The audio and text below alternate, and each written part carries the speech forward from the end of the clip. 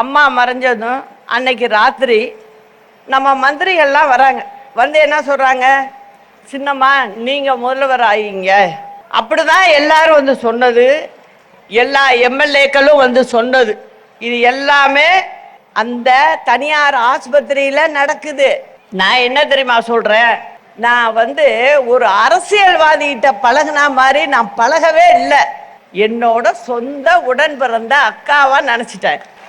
அதனால நான் என்ன சொல்கிறேன், அக்கா இறந்து இப்படி இருக்கு, இப்போ நான் போய் முதலமைச்சரா நான் பதவி வைக்க முடியாது.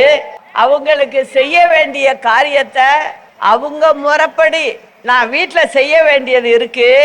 அதனால வேணாம், முன்ன இருந்த மாதிரியே பன்னீர்செல்வம் இருக்கட்டும், மற்ற அமைச்சர்கள்லாம் அப்படியே இருக்கட்டும். இடையில வந்து செங்கோட்டையனை எடுத்திருந்தாங்க, அதனால அதை மட்டும் சொன்னேன், செங்கோட்டையனை நம்ம சேர்த்துக்கணும் அப்படின்லாம் சொல்லிட்டு இருந்தேன். இப்போ இருக்கிறவங்க முதல்ல பதவி ஏற்றுருங்கன்னு சொல்லி நைட்டே போய் ராத்திரியே போய் பதவி ஏற்கிறாங்க. இதான் நடந்துச்சு. ஒரு வாரம் 10 நாள் ஆச்சு. பன்னீர்செல்வத்து மேலே ஒன்றும் குறை இல்லை, அவர் ஒழுங்காக தான் அவர் போயிட்டு இருந்தார். ஆனால் சுற்றி இப்போ இருக்கிற கும்பல் இருக்குல்ல அங்கே, அதெல்லாம் என்ன பண்ணுது, வந்து என்கிட்ட ஒரு வாரம் கூட ஆகலை, என்ன வந்து சொல்கிறாங்க, போயஸ் கடை வீட்டுக்கு வந்து, அம்மா அவர் போக்கு சரியில்லை.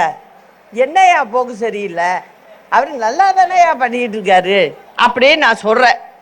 இல்லைம்மா சரியில்லைம்மா, வந்து நீங்கள் வந்து இப்போ கட்சிக்கு பொதுச் செயலாளர் ஆகணும், நீங்களே வந்து முதலமைச்சர் ஆகணும் அப்படிங்கிற மாதிரி ஒரு கோரிக்கையை கொண்டாந்து காலையில் 6 மணிக்கு வருவாங்க, திருப்பி பார்த்தீங்கன்னா மத்தியானம் 3 மணிக்கு வருவாங்க, திருப்பி சாயந்தரம் வருவாங்க.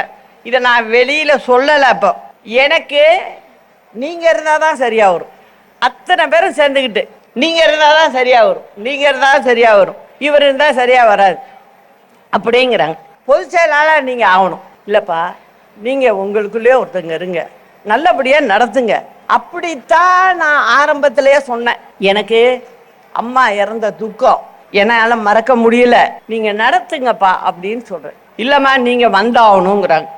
சரின்னு சொல்லி அதுக்கப்புறம்தான் அவங்களே என்னை வந்து தொந்தரவு பண்ணி பொதுக்குழுவை கூட்டி அங்கே என்னை பொதுச் செயலாளராக நியமனம் பண்ணி வீட்டில் கொண்டாந்து கொடுத்து என்ன ஆஃபீஸுக்கு அழைச்சிட்டு போகிறாங்க. இதுதான் நடந்துச்சு.